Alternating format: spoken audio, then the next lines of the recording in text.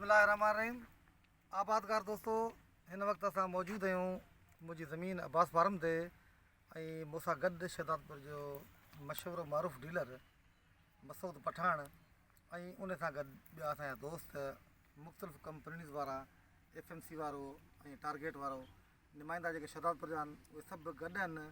ऐं अॼु जी मुंहिंजी बनी विज़िट करणु आया कणिक उन में हिनखे मुख़्तलिफ़ जिन्सूं जेका TD1 लॻल आहे, अब्दुल सत्तार लॻल आहे, सहर लॻल आहे, या जेके जिन्सूं आहिनि या जेके एप्लीकेशन हुयूं, इहे हिननि माण्हुनि जे कंसल्टेशन सां गॾु हिननि जेके असांखे भाण ॿिज या माइक्रो न्यूट्रन्स वग़ैरह ॾिना उन हिसाब सां लॻायासीं। ऐं अॼु हुननि चयो त इहे शयूं ॾिसूं त छा इन्हनि जो को फ़र्क़ु बि थियो आहे या रुॻो तव्हां असांखां हीअ शयूं खणंदा वञो पिया, इन्हनि जो को फ़र्क़ु ई कोन्हे बनी ते बनी कणिक भली थी आहे ढिली थी आहे कीअं।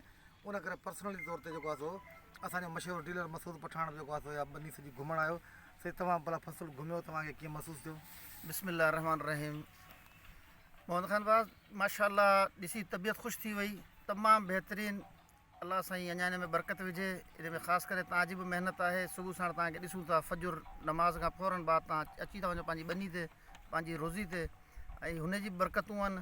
ऐं अल्हम्दुलिल्लाह असांजी बि दिलि मुतमइन आहे त जेका बि शइ तव्हांखे ॾिनी अथऊं उहा कंपनी जी ऐं ओरिजिनल हुई, त हुनजी रिज़ल्ट माशाल्लाह थोरो कैमरो हेॾां हणंदव तव्हां अंदाज़ो पाणे थींदो। हुननि पासे हणो कैमरो माशाल्लाह। अच्छा, ख़ालिद भाउ बि मौजूदु आहे त ख़ालिद भाउ तव्हां ॿुधायो तव्हां पाण? बिस्मिल्लाहिर्रहमानिर्रहीम। सर वॾी महिरबानी मोहम्मद खान वसाण साहब जी। असां फार्म में विज़िट कयो आहे ऐं माशाल्लाह वेल मैनेज फार्म आहे। Management is very good. तव्हां ॾिसंदव त weeds wise, nutrition wise, crop is very healthy, very rich. ऐं हिन में बिल्कुलु असां चऊं था क्रॉप तव्हांजे साम्हूं आहे। इहो हिकिड़ी डिमॉन्स्ट्रेशन आहे साईं जी मैनेजमेंट जी।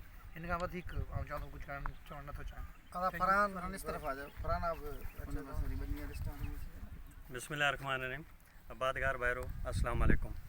असीं अॼु जीअं गॾु थिया आहियूं साईं मोहम्मद खान वसाण साहिब जे, साईं असांखे सॾायो माशाल्लाह तमामु तबियत ख़ुशि थी वई। साईं जी कणक फ़सुलु तमामु सुठी बीठी आहे।